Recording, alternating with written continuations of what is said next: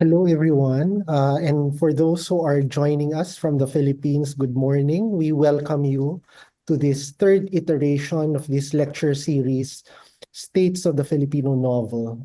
And for this lecture, we have Dr. Paul Nadal, who will talk about Wilfrido and Nolledo. To introduce us, the series and the lecture and also the speaker, we have the Program Director of the Literary and Cultural Studies Program, Dr. Charlie Samuyaveri. Many thanks, Francis. Welcome everyone to the third iteration of a lecture series that we have titled States of the Filipino Novel. The series is being brought to you by the Literary and Cultural Studies program and Exploding Galaxies. I wish to thank my colleagues in the Literary and Cultural Studies program, particularly Luisa Gomez and Francis Soliano, for spearheading the organizing for this particular lecture. We also wish to thank Professor Paul Nadal from Princeton for agreeing to present his paper on Wilfrido Nolledo, which is actually part of his forthcoming book, which is titled Remittances, Literary and Economic. The lecture series is organized, like I said, by the Literary and Cultural Studies program and Exploding Galaxies. And so we wish to thank Mara Cosson and Nicole Kunyang Aboitiz for allowing us to bring this particular exciting event to all of you. We are joined by a diverse set of people coming from the United States of America, Spain, Canada, Japan, and Australia. The institutions are equally diverse. From the United States, we have folks from Colombia and NYU, even as far as Spain. And locally, there are representatives from the Polytechnic University of the Philippines, the University of Santo Tomas, the Philippine Normal University, even the Mapua School of Medicine, the University of the Cordilleras in the north, and Capi State University from the Visayas. This lecture comes to you following two others, which were held first in January, which focus on Jose Rizal. The second one was held in March with Dr. Cristina Pantoja Hidalgo, giving her lecture on the Filipino novelist Linda T. Casper. This particular lecture series is intended to highlight, the trajectories of Philippine literature in English, and the collaboration with Exploding Galaxies represents our commitment to promoting Philippine literature in English, not only in the Philippines, but also abroad. The Philippine literature in English forms the core of our identity as a program at the Ateneo. And as a program, we're also engaged in the promotion of the study of Philippine literature in English. In fact, we are set to launch the Ateneo Archive of Philippine Literature in English. And as you can see, the character of Philippine literature in English is trans-Pacific. And so we have here with us Professor Nadal to give his lecture, like I said, on Wilfrido Nolledo. Professor Paul Nadal is an assistant professor in the Department of English at Princeton University. And his book is forthcoming in spring next year. And Nolledo is the subject of one of the chapters.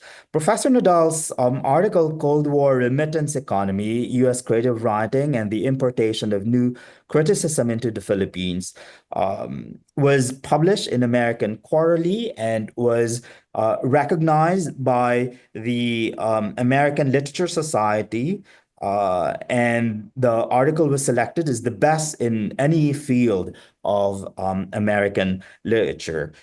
Professor Nadal earned his PhD in rhetoric from the University of California, Berkeley, where he worked with Professors Colleen Lai and Judith Butler. Friends in the Philippines and elsewhere, please join me in welcoming Professor Nadal. Great. Thank you so much, Charlie, for that really generous introduction. And what a pleasure and really deep honor to be able to speak to this audience in particular, and to share my research on this really remarkable writer, Wilfredo Nolledo, and his just quite stunning novel, 1970 novel, But for the Lovers, which was published in, like I said, in 1970 and has an American edition published by Dalkey Press. But when Professor Nicole Cohen-Abilities shared with me that Exploding Galaxies was going to publish a Philippine edition of But for the Lovers here. I was just so ecstatic. I have the copy here, and it's just quite an exquisite artifact.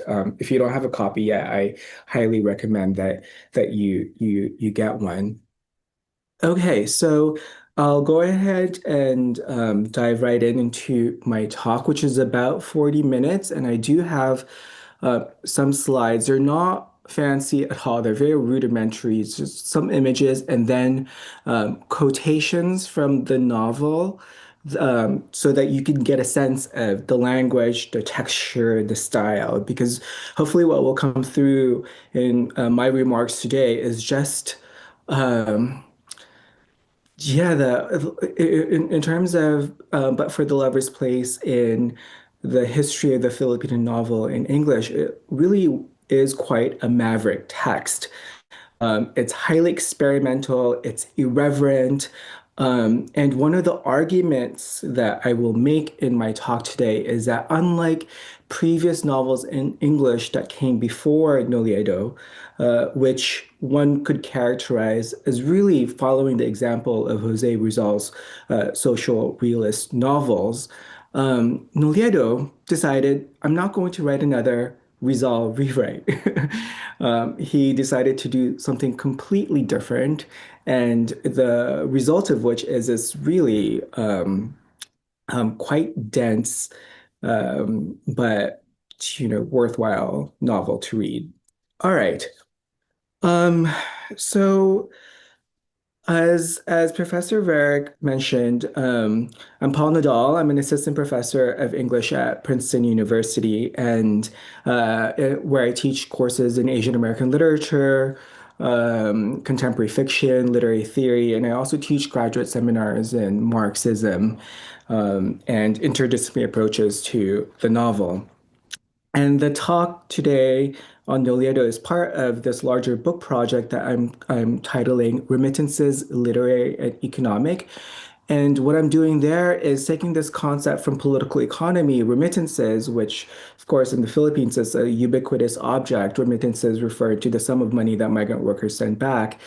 And I'm using this economic term to think about the genesis of the Filipino novel in English as itself, the novel in English as itself a kind of remittance, in as much as what we have is generations upon generations of Filipino writers who end up studying or writing abroad in the diaspora and then repatriating or better yet, remitting their manuscripts to the Philippines. And upon their homecoming, as it were, they would be valorized as parts of Philippine national literature. So there's this really interesting trans-Pacific exchange that prefigures the migration of workers and the repatriation of the money or the wages that they send back, right? So I'm using remittances to write this literary history of the Filipino novel in English that itself helps us to understand this larger economic transformation of the Philippines into a labor export economy. Okay. All right, so Nolledo's But for the Lovers. So it was published in 1970 at a time when literary experimentation in the Philippines found itself in curious synchrony with larger currents of social and political upheaval. So published in 1970, obviously a very pivotal, tumultuous beginning of a decade. Um, and the book before us, But for the Lovers, it's very Baroque. It's structurally unruly, linguistically excessive, and defiantly difficult to categorize. Is it a war novel? Is it historical fiction? Is it kind of serialist? Is it even magic realist? Right? This is a kind of genre that's being labeled precisely at this moment. Nick Joaquin, writing in the same year that But for the Lovers was published, captured something of this strange charisma.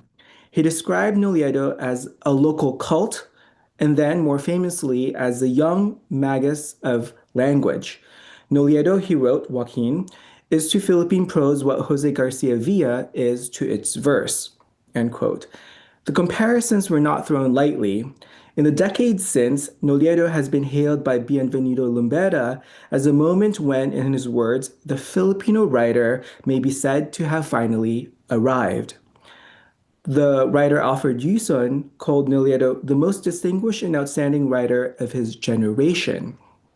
In the US, we have a writer like Robert Coover going further still, declaring But for the Lovers, quote, one of the best books of the decade.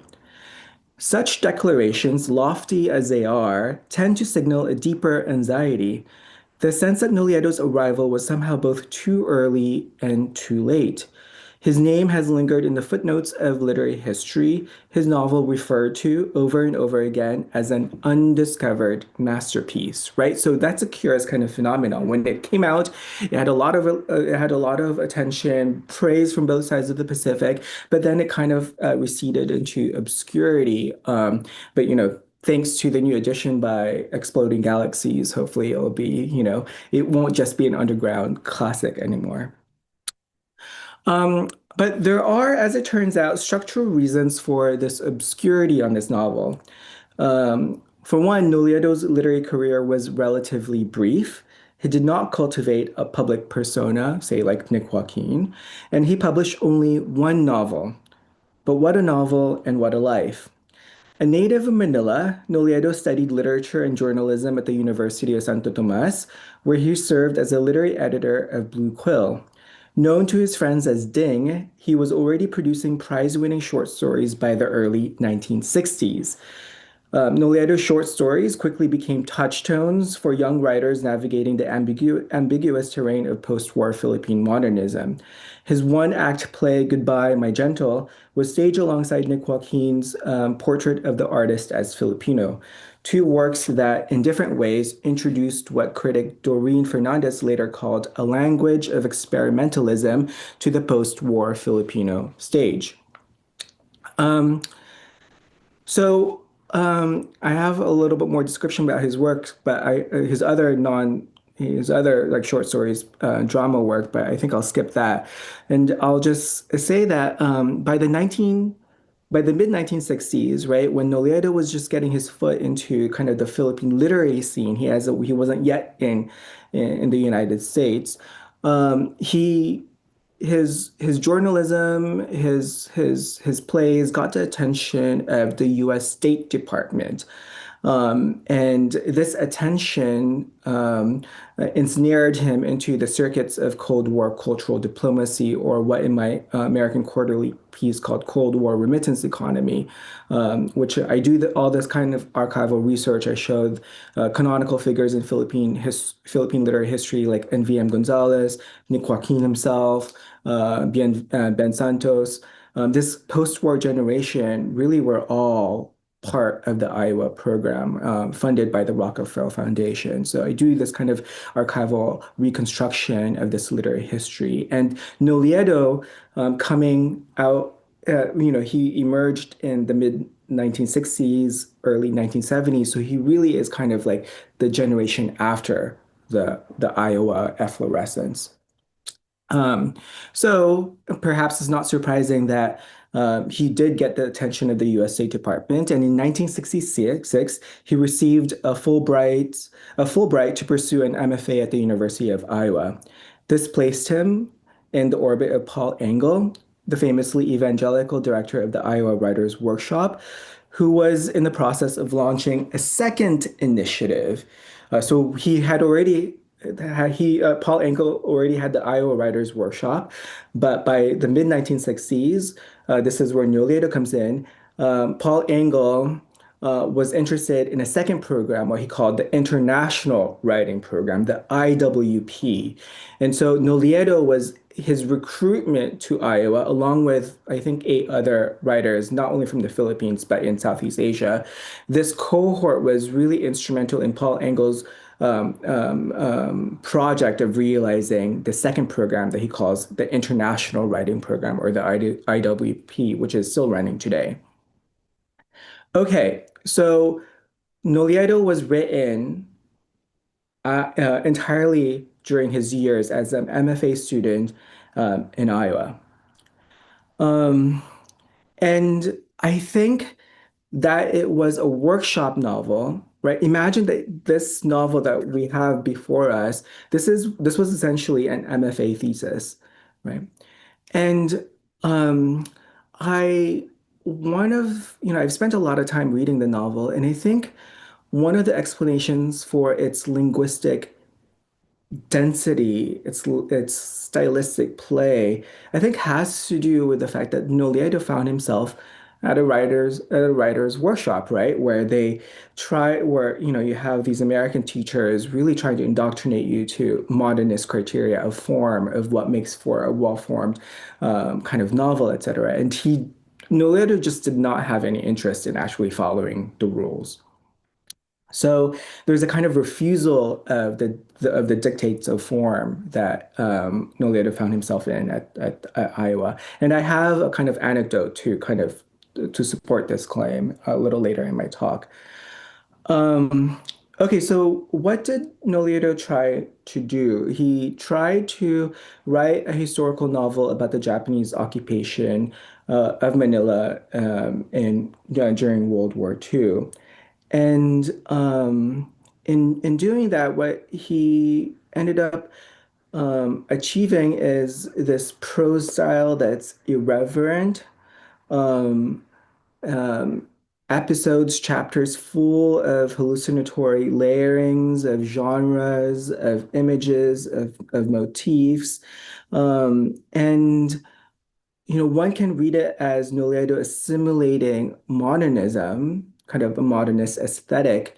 But I think Nolledo was still very much invested in a kind of tradition of realism, um, by which I mean that he was still he still wanted to write a socially relevant literature that could speak to um, to the Philippine nation. This is, I guess, the inheritance from Rizal, right? Like we get the canonical argument from Benedict Anderson that novel and nation are actually coeval social formations. That you can't have the nation without the novel. And for Benedict Anderson, Rizal is a kind of paradigmatic example. So Nolledo himself, right, 1970, still I think wanted to follow the example of Rizal, write a novel that can essentially express the Philippine nation, but he wanted to do it differently than his predecessors. Okay. Okay. So this is a review of Nolledo's novel by Nick Joaquin. Nick Joaquin was writing in his pseudonym, in his pen name, but this is where he calls Nolledo kind of like the writer of the generation. Okay, so those who haven't read the novel, let me give a really quick plot synopsis. All right. But for the Lovers is, at its most accessible level, a novel about wartime Manila in its final days under Japanese occupation. But any attempt to summarize it too neatly risks missing what it makes so singular and so disorienting.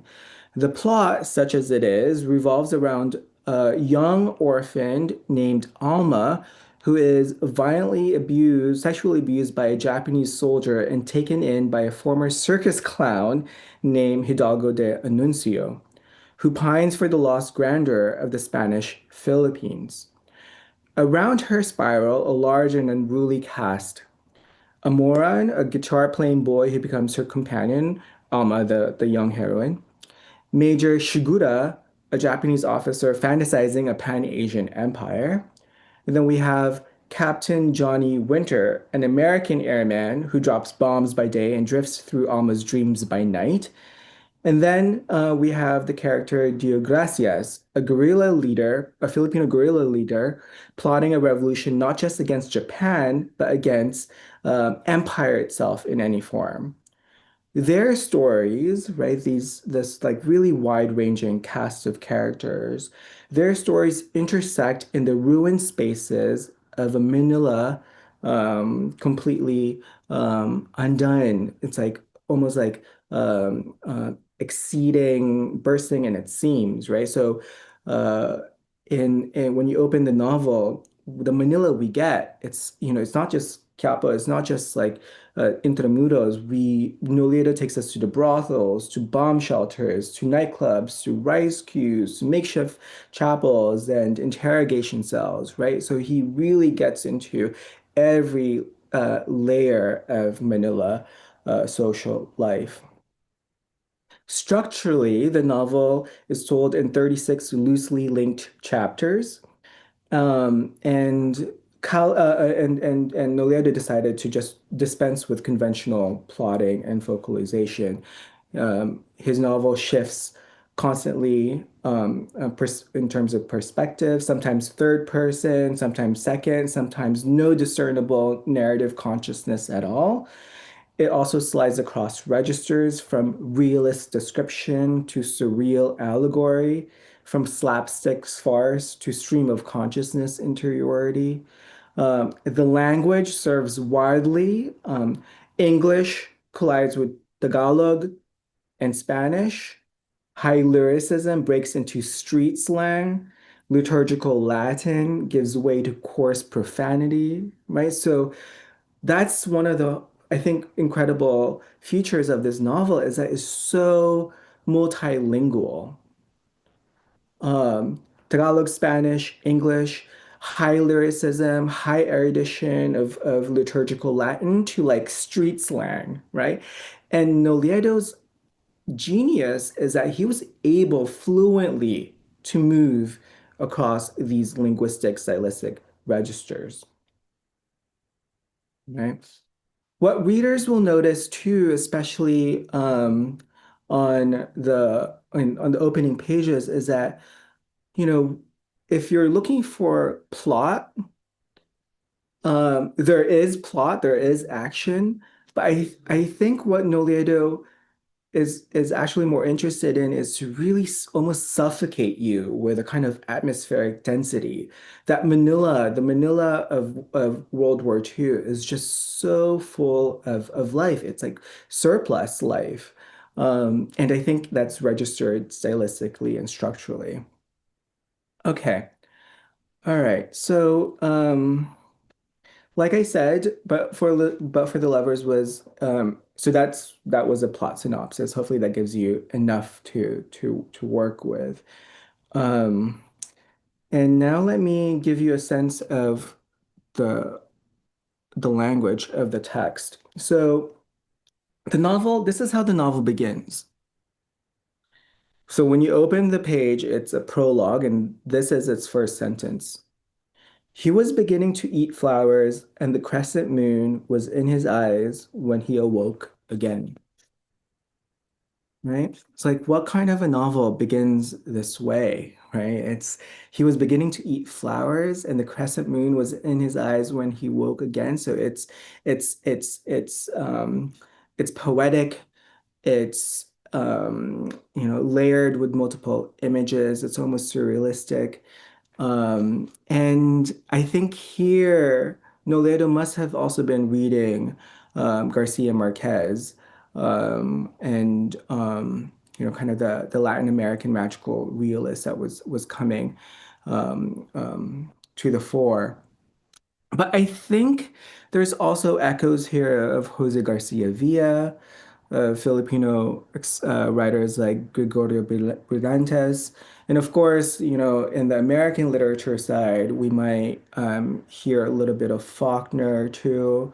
And in the European high modernists, Nolledo certainly read Joyce and Proust. I think the fact that Nolledo wanted to focus on Manila and kind of follow his characters kind of chronologically by day, I think it's a little Joycean too. So I think, in short, like I think Nolledo was caught in multiple literary traditions, and I think he wanted to kind of bring them all together in But for the Lovers.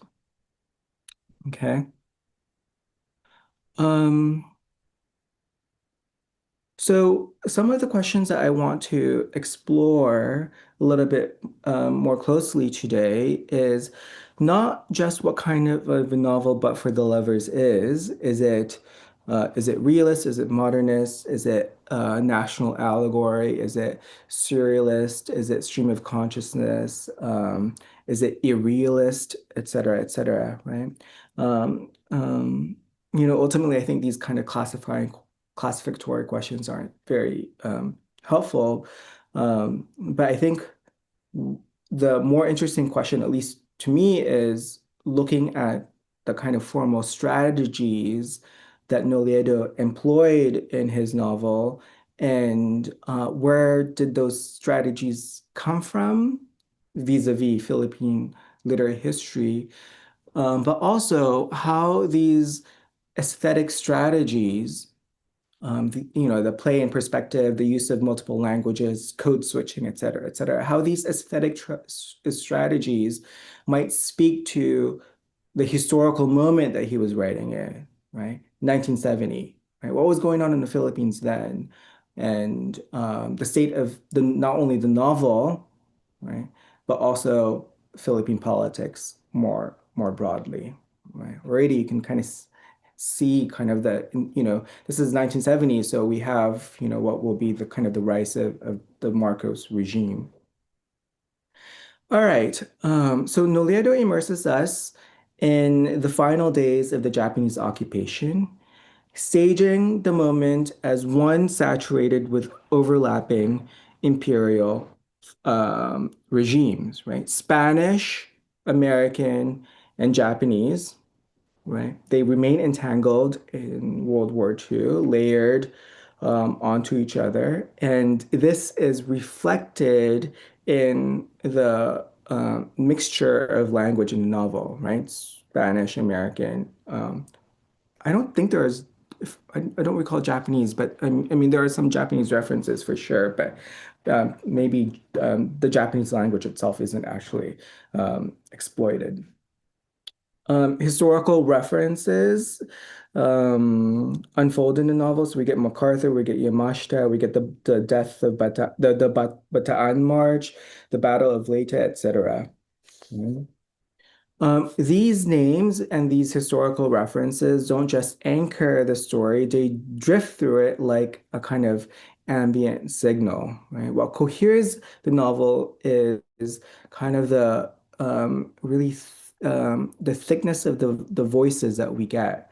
So we get landlords, landladies, beggars, scavengers, children, and Filipino guerrillas, right? So not just the kind of high class people, but those whose voices and those whose stories are not often kind of foregrounded, in official discourses, but certainly also in the fiction of the time too. Um, Let me give you another kind of sense of the kind of narrative voice that we get in this novel. So I already shared with you the opening line. But here's the narrator when he introduces us to Mulave Omaran, who's a character in the novel. He's a street scavenger and an unlikely companion to the novel's orphaned hero. So this is how the narrator describes this street scavenger. A scintilla of saliva hung at the corners of the mouth throughout, throughout speech. The nose was broken at the bridge. Its piping sniffles seemed synchronized with asthmatic exhalations from the chest. And then here's another character, a landlady of the boarding house. Her name is Tita Colombo. Actually, she's my favorite character. She's hilarious. There's a chapter of her that might be one of my favorite set scenes in the entire Filipino novel in English canon. Okay, so this is a description of this landlady. At 48, 200 pounds flat, she waddled about her protectorate with the subtlety of a hippopotamus, still partial to a phosphorescent paint that made her oval face glitter in the dark. Right? And then here's a description of the beggars outside the Quiapo church. They opened their bodies like the pages of a doctor's manual on diseases, literature enough for the unlettered and the incredulous. So I share with you these passages, these these descriptions of the characters, right? Because they give you a taste of the prose style that we're working here. Um, very elevated, polysyllabic, right? We get adjectives that one usually doesn't encounter in everyday speech and even in written in literature, right? So what's going on here? What kind of narrator offers these kinds of images? We have here a narrator whose omniscience is not only cognitive, let's describe it as also linguistic. We have a narrator who moves between registers, tonal registers, so from the sardonic to the clinical to the hyperpoetic. And we have a narrator who wields language as a kind of even almost like a weapon, right? Nick Joaquin, again, once asked of Nolledo, not an admirer, not in very positive terms, but Nick Joaquin goes, his Nolledo's prose was dazzling, all right, but what the hell was the guy saying, right? So that was Nick Joaquin. The answer I want to suggest lies not beneath the dazzle and the kind of pyrotechnics of the prose, but in a sense in it, right? That the novel's verbal excess is not decorative, it's the subject of the novel itself. Okay? And let me explain what I mean by that. Um, I think the kind of linguistic excess and the stylistic density that we have here, I think goes back to Nolledo's experience as a MFA student at Iowa, right? Iowa is not New York City. It's kind of the rural part of the United States. And every time I study these writers, I always try to imagine them. It's like, wow, they're in an American creative writing workshop. They're brown and I'm sure their alterity is always, marked and, they're reminded of it constantly. And so I think the kind of linguistic performance that we have in but for the lovers, I think comes out directly from being in that kind of very controlled disciplinarian space of creative writing, of American creative writing. Another way of putting this is that the kind of stylistic linguistic performance that we have in these sentences constitute a rebuttal to the racialized charge that Filipinos lack linguistic competence or linguistic control, that the way Filipinos speak, the way Filipinos use language, right, is without precision, without intelligence, without kind of stylistic verve. So, But for the Lovers offers a kind of rebuttal to this and a completely different vision and performance together. Uh, Multilingualism, as I already mentioned, we get Tagalog, English, Spanish, street slang, liturgical Latin, military code. It's like Nolledo saying, it's like, oh yeah, well, I can speak all these other languages, better than you can. And he does this all together in a syntax that resists closure and easy interpretation. Okay. Um, Another example, just to give you another sense of this. So this is of the language. This is Alma, so the main character of this historical novel about the Japanese occupation in Manila. And Alma, she's an orphan girl, right? She's kind of like this war refugee. And here's a passage that describes this central character, and I'll read it slowly. She, Alma, she was taught grammar, syntax, conjugation in the morning. At night, she absorbed the adenoidal dialectics of a city that Amoron slit open to her like a goitrous throat. And then further, her mornings were mannered and orchidaceous with Hidalgo's invocations of dons and dowagers. Her evenings, while malodorous, were more bithic with Amoron's influx of urchins and lepers. Right? So, to me, what's interesting about this passage is that the narrator is describing the main hero of the novel and places her in a scene of learning in a classroom. And so I think it's kind of a meta moment in the novel where what we get here is a kind of a staging of the scene of instruction, right? Where we have a Filipino subject being taught grammar, syntax, conjugation. And then the description of that scene of instruction is itself kind of like a performance of what is learned, as it were, right? I mean, when I read these sentences, my profession is to read literature, but still, when I read a phrase like adenoidal dialectics or morbific and influx of urchins and lepers, I mean, those are, very, very dense, um, not innocent, just way of describing things. Okay.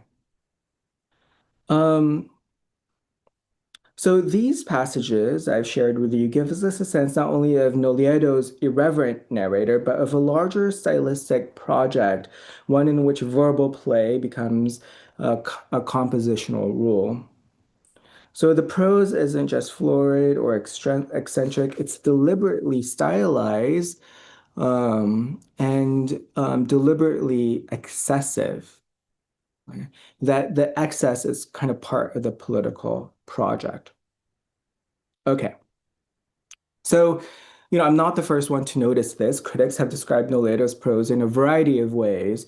Highly complex, one critic says phantasmagoric, another critic says luxurious, intoxicating. The adjectives go on and on and on. And yet these descriptions, while not inaccurate, often fail to capture what is rhetorically specific about the style. So if we return to the examples I just read, what emerges is a set of recurring features: a preference for slightly archaic diction, euphuistic constructions, a surplus of adjectives, frequent word doubling, and oxymoronic juxtaposition. The prose moves effortlessly across these kinds of strategies, right? Sometimes within a single sentence. And all of this affects a particular kind of humor. And one of the things one of the things that I want to kind of advertise about Noliedo's work, and hopefully it will give reason for you to to buy the Exploding Galaxies copy and read it for yourself. But for the Lovers is a hilarious novel. It's so funny. Yeah, it's really dense, it's hard to read, but I mean it's just hilarious. And because I mean one, it's just full of wordplay, full of puns, which is like so Filipino, right? So here's one example.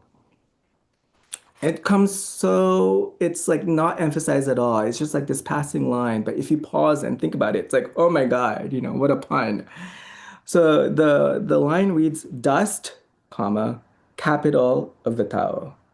Tao obviously being the Filipino word for the people, the masses, right?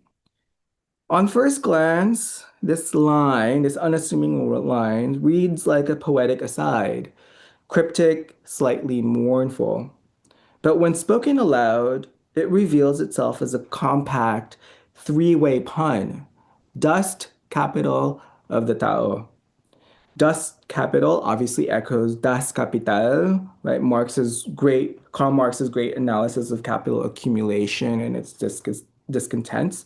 But it also signals more plainly that dust is now the capital, the degraded currency of the Filipino people, right? Manila has turned into dust, right? Manila, the capital of the Philippines.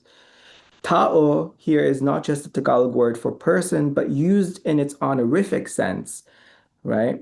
Like tao po, et cetera, I'm your door. The line lands like a joke muttered under a breath, absurd but too cutting to dismiss. In the span of just 5 words, dust capital of the Tao, Nolledo fuses Marxist critique, imperial ruin, and Filipino politeness. That it works at all is less coincidence than a kind of historical fluency, the kind only available to someone trained by force in several incompatible languages and competing styles all at once, right?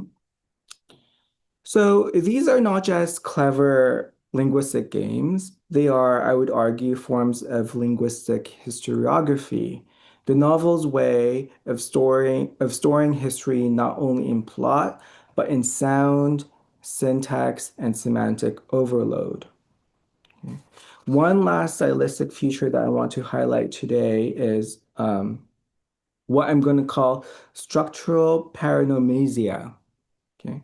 Paronomasia is a technical term for punning, okay, when words with similar sounds are made to resonate or collide in meaning, as in the dust capital of the Tao.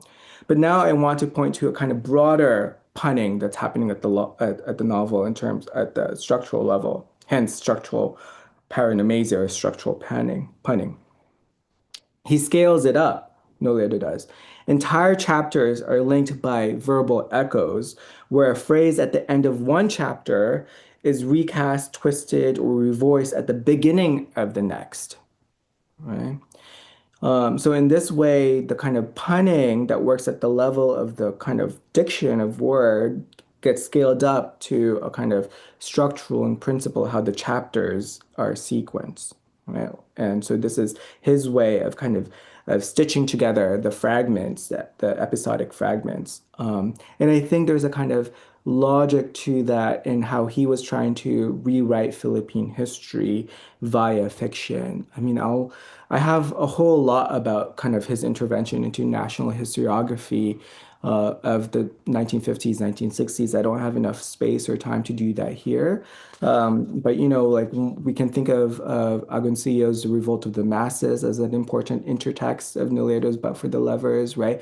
Agoncillo's The Revolt of the Masses centered not Rizal but Bonifacio, and therefore the people, and in having displaced Rizal, kind of this mestizo ilustrado, Agoncillo made possible a kind of way of writing national historiography that encouraged a different kind of style and mood and tone. And I think Nolledo's But for the Lover is has decided not to rewrite Rizal, but write a new kind of grammar of literature altogether. And I think it was inspired by this debate happening in the other discipline in the history department.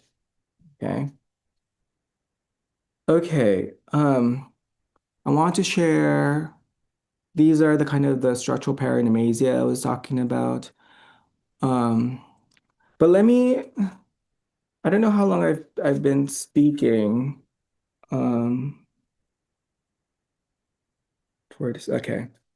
Let me share with you this quote. I found it in the archives. I was trying to look for the original image of the document, but I have like 1,000 documents, so I wasn't able to get it on time here, but I do have a typed version of it. So this is Nolledo, recalling his first semester at Iowa. Okay.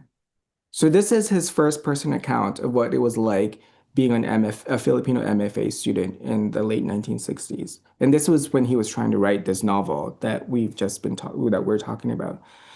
Nolledo goes, terrible, terrible, my first 3 months. Now, I'm not saying there was a positive air of hostility. Oh no, nothing as crude as that. On the contrary, the inhabitants were nice, quite polite. It's interesting that he uses the word inhabitants to talk about his classmates and his teachers, you know. Um, that was a trouble. Being the lone Asian in my class, I became a sort of oddity. It even surprised the attendant eggheads that I spoke English at all.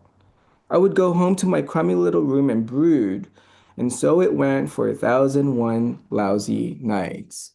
Right? So this little anecdote, I just imagine Noliedo, right? Clearly he's gifted with, you know, this aesthetic sensibility, this, mastery of the English language. And I'm sure he's demonstrated it again and again in front of his peers and his teachers. But because of his, how he looks, because he's Filipino, right, because he's from a country formerly colonized by the United States. Um, and the irony, of course, is that the United States propagated the English language, that he nevertheless encountered, people being surprised that he spoke English at all, let alone write fiction in English. And so I think this imputation of linguistic deficiency or incompetence, I think definitely informed the kind of stylistic performance that we have here in Noliedo. Okay. So this gets us, this offers a glimpse into the conditions under which Noliedo was writing. It takes us to the classroom scene, to the scene of the creative writing workshop, of being read, misunderstood, exoticized, or simply not recognized at all. Noliedo's sentences, the ones that I've shared, in this light becomes more than displays of linguistic bravado. They dramatize and push back against the racialized imputation of the Filipinos' linguistic lack. If anything, the novel, the style of the novel, overperforms, and in this kind of overperformance resides its historical political project. Okay, all right. So I let me go ahead and conclude. I have a whole section on Agoncillo, the revolt of the masses, but I think I'll skip that. I'm happy to talk about it in the Q&A. Um, so what I was trying to suggest is that Noliedo's style departs from earlier Filipino novels in English, inasmuch as Noliedo decided not to follow the template of Rizal's social realist novels. And in this departure from following the Rizal template of writing socially relevant novels that can express the desires, ambitions, and history of the Philippine nation, Noliedo developed a kind of his own language, right? That was multilingual, that's tonally experimental, that code switches, et cetera, et cetera. Right? And in the historical section, part of my research on Noliedo, I show that there's a parallel to what Agoncillo was doing with the revolt of the masses, right? And dethroning and decentering Rizal and focusing on the masses, Bonifacio, etc. Okay.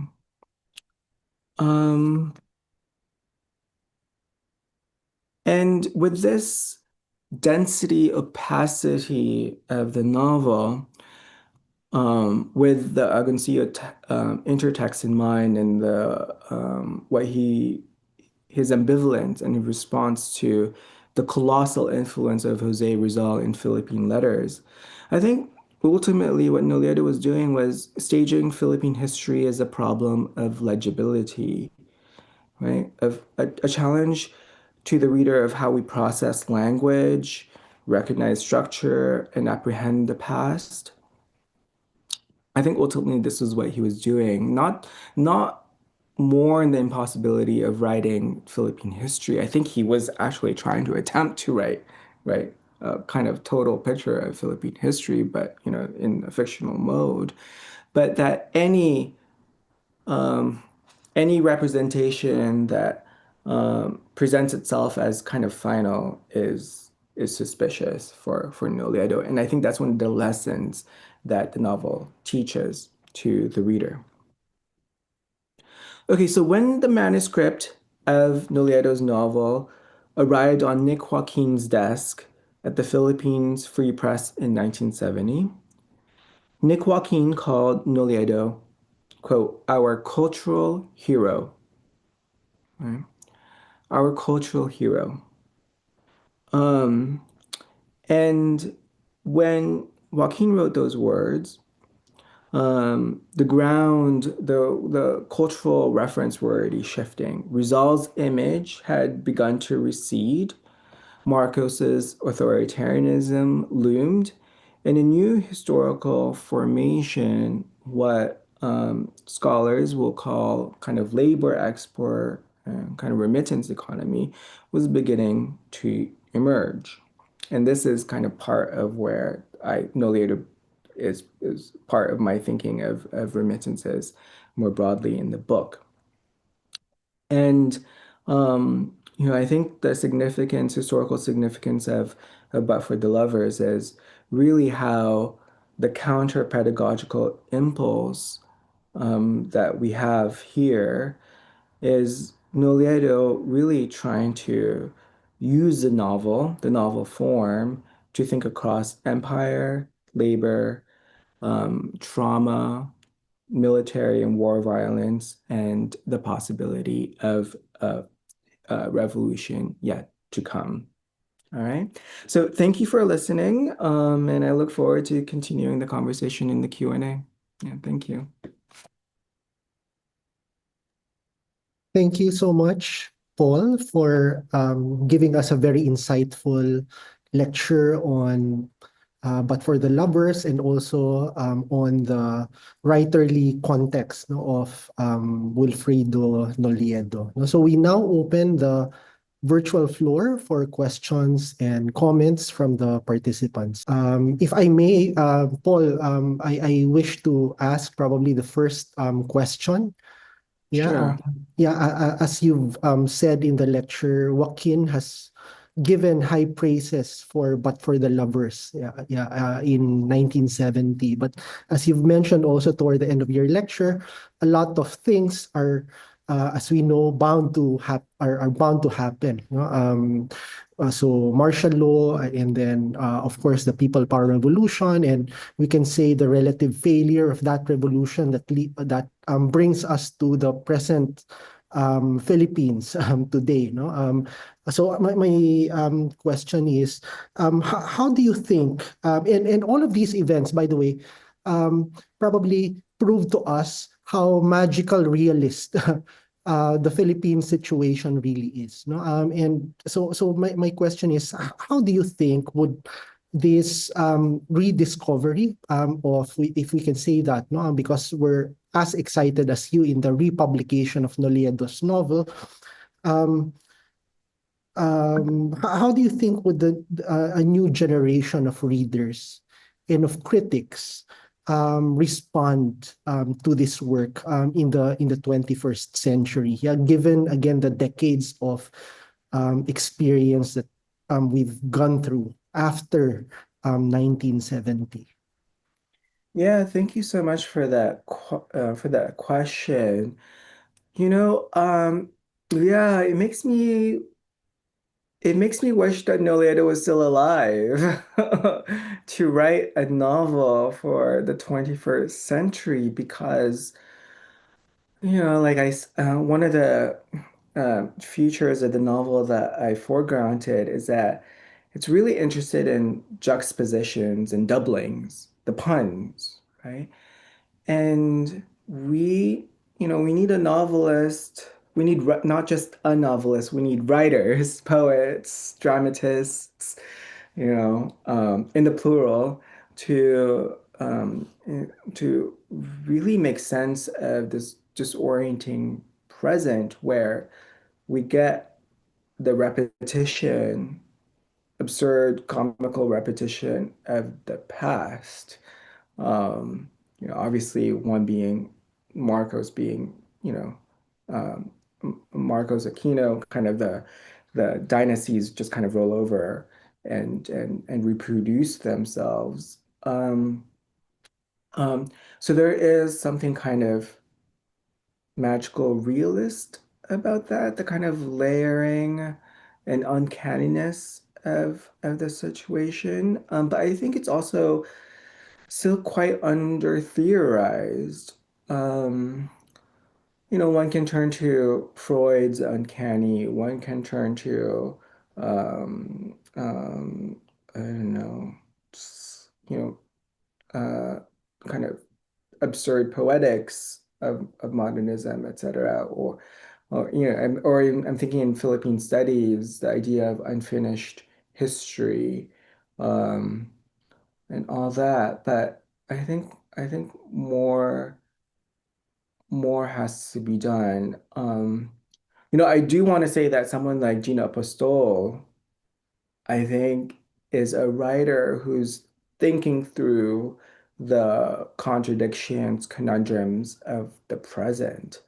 So, Apostle's novel, The Revolution According to Raimundo Mata, is essentially trying to bring the Filipino Revolution against Spain to speak to the contemporary insurrecto, right? The Philippine American War is kind of refracted to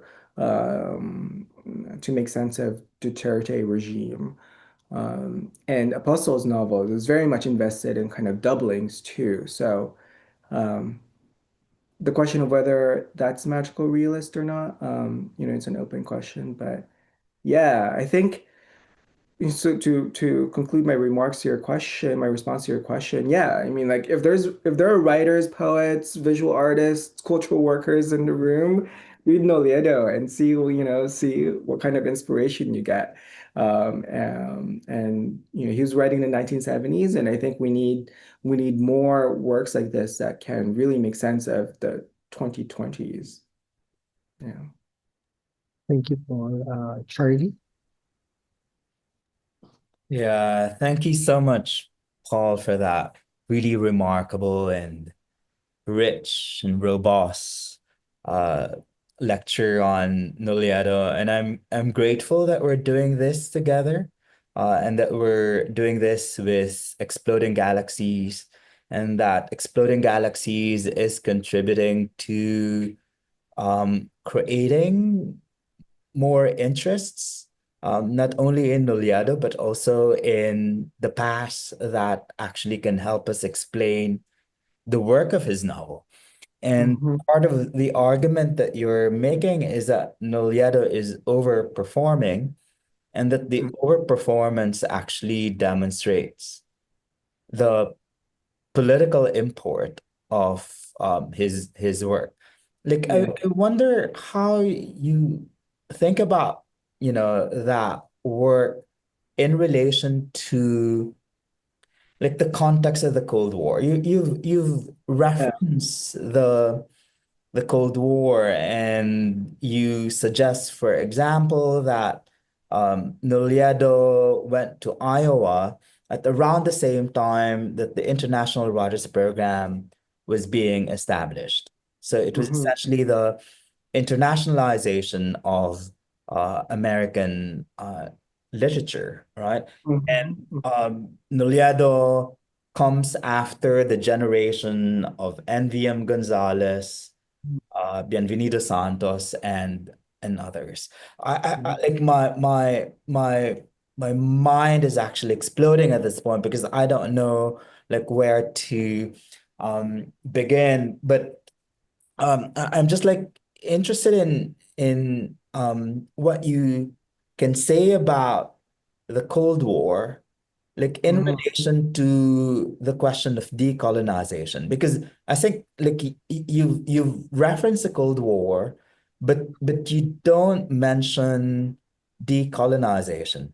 And Sure. in the quotation that you gave us earlier, das capital of the Tao, that references, as he put it, Manila in ruins, right?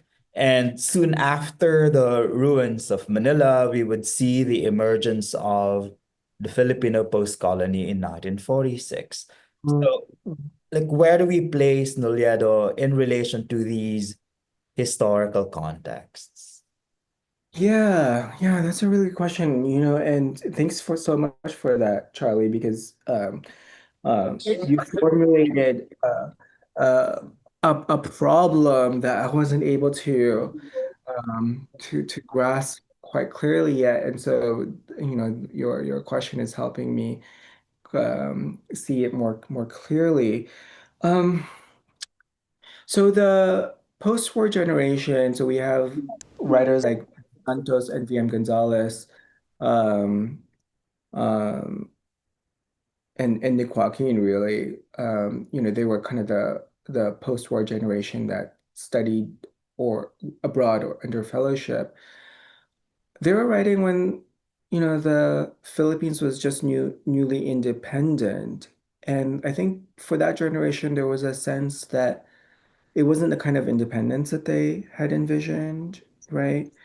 That it was kind of just a continuation of the same. And so we have someone like Nick Joaquin, at least in the early 50s, then harkening back to kind of Spain too, for a different antecedent for imagining the future, kind of thinking a different grammar of decolonization. I think for someone like Noliedo, I I don't I I think the nation as such isn't the immediate social referent, right? Like clearly he was talking about the Philippines, and he wants to tell a story about the Philippines, but the Manila that we get is almost unrecognizably Manila because he just foregrounds its cosmopolitan character. Um, so it's an internationalism that I think is part of kind of a history of decolonization. I mean, it's certainly part of the global history of decolonization, but an internationalism that might not have been as foregrounded for earlier writers.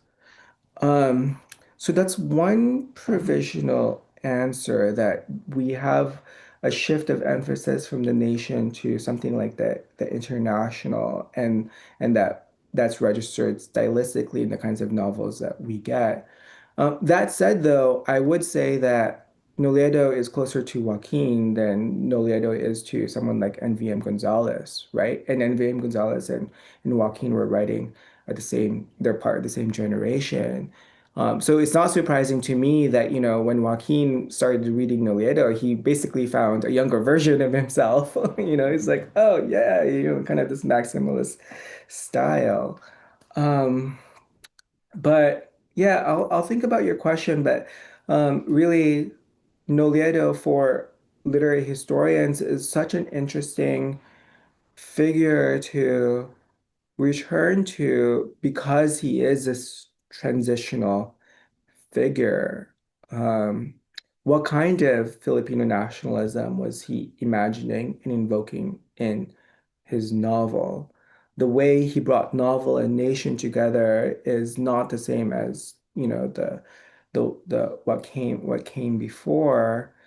Um, but at the same time, it was the only novel that he wrote. It was 1970, so it was right before kind of the apex of Marcos too. And literature after Marcos really was a reaction formation to Marcos, right? So in that sense, Nolledo initiated something that other writers didn't really complete too. So he's like kind of, yeah, it's a very interesting figure.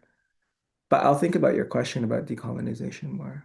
And I don't know if you have any thoughts on that. I'm just like thinking, like when you were trying to explain Nolledo to, like in the latter part of your answer that Nolledo is closer to Joaquin than he was to Gonzalez, and I was thinking of what Zobel was doing Mm, in terms of the introduction of modern art in the Philippines, also in the 1950s, right? mm, So, like, Zobel was trying to change the visual language in the same way that Noliado was trying to come up with a new language with which to express Philippine mm. experience. Thank you, Paul. I think Anna has a question, Francis. Yes. Anna has a comment actually in the chat box. I'll read Anna's comment. Hi, Paul. Anna Alves here. Thank you for the great talk. Looking forward to reading your book. I've been focusing on NVM Gonzalez and his training with Wallace Stegner, also an Iowa grad at Stanford as well as the Chiempos and Paul Engle at Iowa. So it will be a very edifying reading. No? I don't know if Paul, you want to respond to that comment? Well, one, I'm very excited, Anna, that you're doing this work, this research. I think Conchita Cruz has also been thinking about this kind of circuit of creative writing and the Filipino novel in English. I certainly benefited from her research, from Professor Cruz's research. I visited the archives at Stanford, and there are documents pertaining to Gonzalez training under Wallace Stegner. And I think, yeah, like thinking about the Stanford, Iowa connection and where Filipinos are, their role in that. Yeah, that's a story to be told. In my American Quarterly piece, I suggested how Stegner, he was part of a literary movement that looked at that focused on the regional. It was a kind of regional literature. And I think Gonzalez got a lot of his, what Filipino critics will describe as his kind of native poetics, his pastoralism. Um, Obviously, there are antecedents in Philippine literary history, like um, who wrote My Brother Leon? Manuel Aguirre, I think, yeah. So, clearly that's an antecedent, but I think having studied under Stegner, I think Gonzalez also was very much inspired by the kinds of fiction that Stegner himself was writing. Um, so yes, I encourage you to continue doing that work on Gonzalez and Stegner. Perhaps, Paul, while we're waiting for additional questions, we'll have time to for you to discuss a bit the Agoncillo intertext that you mentioned in the lecture. So, the national historiography, it's its own kind of field formation. And I myself am still kind of learning about it. But from what I've gathered is that, and for the historians in the room, and by all means chime in, But from what I gathered is that when Agoncillo published The Revolt of the Masses, it was very controversial because The Revolt of the Masses really decentered the emphasis that had been canonically placed on Rizal, right? And thinking about the Philippine Revolution, that for generations of historians, it really was like Rizal, Rizal, Rizal, Rizal. And with the revolt of the masses, what Agoncillo, his thesis was that like actually it wasn't just the mestizos, right? It was also the masses, and he focused on Bonifacio. So there was kind of this shift in class that completely reoriented um, how to write Philippine history and the aims of a nationalist historiography of what a kind of anti-colonial uh, history of the Philippines would look like. I think this was also the time when you have someone like Renato Constantino writing too, with the miseducation of the Filipino, right? Kind of the late 1950s, early 1960s. So the subject of Philippine history, not just as an empirical discipline, right, what you can find in the archive, but as a kind of interpretive problem, I think was something that Agoncillo's work really brought to the surface. And there, I think also, with Nolledo's But for the Lovers, we get a completely different kind of historical fiction where history is assimilated, is absorbed into the narrative architecture of the novel itself in such a way that history is not just a background, right? But it becomes kind of the raw material for fiction itself. What Hayden White would call like meta history or something like that. So yeah, the kind of meta historical fiction that Gina Apostle would write, or Jessica Hagedorn even, right? I think they all trace back to Nolledo. And Nolledo's experiment in historical fiction was itself, I think, it's a novelist response to what was happening in the Department of History and universities in the Philippines. Um, so yeah, so that's how I'm thinking through. And and um and with the Agoncillo work, I think I was also thinking about the question of that preoccupied this generation of scholars. Um, what role does the middle class play? Right? Because I think the middle class was emergent. Was a middle class that was being educated at universities like Ateneo and the University of the Philippines, who were taking these courses in Philippine history.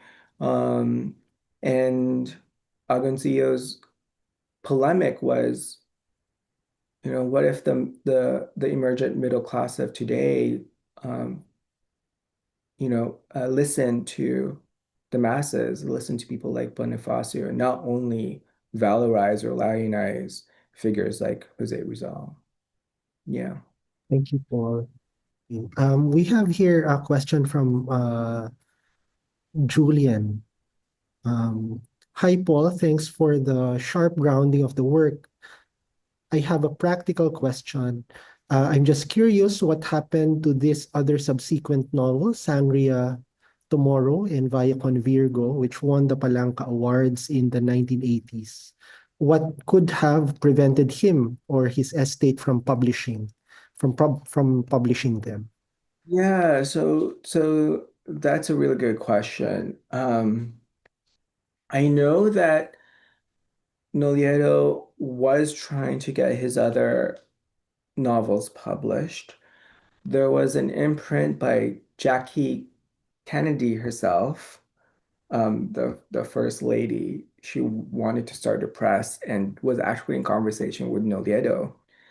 And in the archives, there is a letter from Jackie Kennedy. corresponding with Nolledo.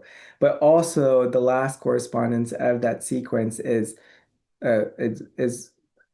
Kennedy ultimately rejecting to publish Nolledo's new novel. I know that his Nolledo's wife, Blanca, Mrs. Blanca Nolledo, has been trying to get um, his unpublished works out there. I don't know what the update is on that. But yeah, I think certainly it would be great for someone to compile his unpublished works or put together a new anthology of his short stories, his drama.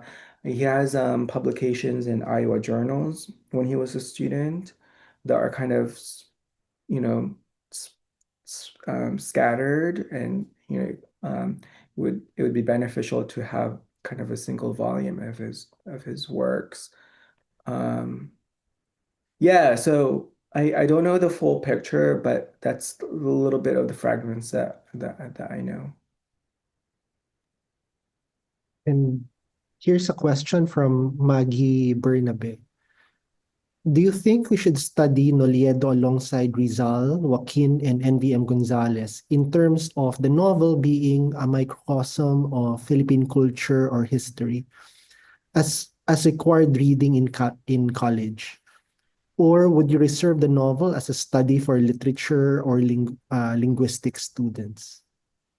Oh, that's an interesting question. I'm not sure I would formulate it as mutually exclusive. I think, so yeah, certainly the novel of these writers, Rizal, Joaquin, Gonzalez, they have an intrinsic value to the study of Philippine culture and history, that as fiction, they shed light to national formation in ways that um, um, other media, you know, um, they do, but fiction and narrative does it differently. And also for students of linguistics, by virtue of the fact that what we have here are novels about Filipino identity, novels about the Philippine nation, novels about the Philippine history written in a foreign language. So I think from a linguistic point of view, we get a kind of distancing or kind of second order representation, you know, by virtue of the kind of linguistic difference and, what is being signified, as it were. Um, and then more locally with Nolledo, yeah, I would be, I'd be keen on reading uh, a scholar of linguistics, kind of just making sense of the syntax and you know, um, I'm sure there's all kinds of linguistic idiosyncrasies that could be technically specified. Um,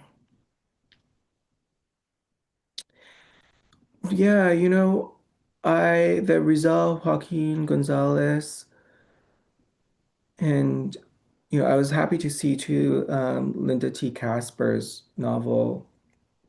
There was a prior lecture, and Exploding Galaxies also reissued one of her novels. Um, the Philippine literature in English, it's a formidable field, but it's also, a lot of work still needs to be done. I was very glad to hear that Professor Varick offers classes on Philippine literature in English. Certainly, his book, Children of the Post-Colony, provides us with an indispensable social intellectual history for thinking about nationalism and literature and culture. Um, but yeah, I think people who can do work in Spanish and American literature to do that kind of comparative work, And not to speak of also, Philippine literature in English's relation to the vernacular tradition, to Tagalog literature, to Cebuano literature. I know Rizal Mojares has also been doing that work, right? But yeah, I think there's there's there's more um, to be done. Yeah, perhaps if I may, I have just a very quick question if there's no more from the participants. But this has to do with your upcoming book, Remittances. And I find the premise of the book very compelling, the English novel itself as a remittance. No? But today, as we for sure, there are interventions from publishers, from writers themselves. There are international book festivals that we can, meaning Filipino writers can go to, etc. How do you imagine the dynamics perhaps changing in the future of that kind of remittance between maybe the US and the Philippines? That's a really good question. So yeah, I think the dominant model for thinking about remittances and exchange, right? How the economic and the literary kind of converge. I think that was definitely like a kind of colonial Cold War moment. Colonial insofar as, if you have the, colonial tutelage sending pensionados to the US, and, some of them were writers and they wrote novels and they remitted their novels. And in the Cold War, Rockefeller Foundation sponsored, systematically recruited Filipino talent in order to for them to help spread ideals of American democracy and governance, et cetera, et cetera. And in the contemporary, we kind of still get the Cold War Iowa model insofar as we get the international prestige economy. We have the kind of cultural capital of winning prizes and certainly writing in the Anglophone, global Anglophone mode. So, you can think here of Miguel Suyuco, etc. But I think in terms of the future direction, that thinking about the Filipino novel in English as a kind of remittance, where that takes us, it reminds me of I'm just finalizing, really going through proofs of my Bulosan chapter, and for Bulosan, literature was not just this object that one sends, either as a gift or something as having value, but is also kind of project as a product of mutual aid, right? That when um, when his comrades were sick or when he was sick, he would write these poems in order for people to come together to pool funds, right? Either to help aid for a legal defense of a Filipino migrant facing deportation or something like that, or just needing medical expenses paid, right? Poetry becomes an occasion to pool money together. So there you get kind of literature and money converging. So, thinking ahead, you're right that the geographical reference of Philippine literature in English is not just the US anymore. It's also Canada. And I think there's also literary communities emerging in the Middle East. And I would like to see a kind of more grassroots, bottom-up vision of literary exchange and um, creative work being done, and what it would mean for the literary arts to participate in the kind of redistribution of resources and knowledge, right? A different kind of remittance economy than one that issues from state departments or the Rockefeller Foundation, etc. Yeah, so that's how I would respond. I didn't think of it in those terms, but your question just, yeah, thank you for that. Thank you.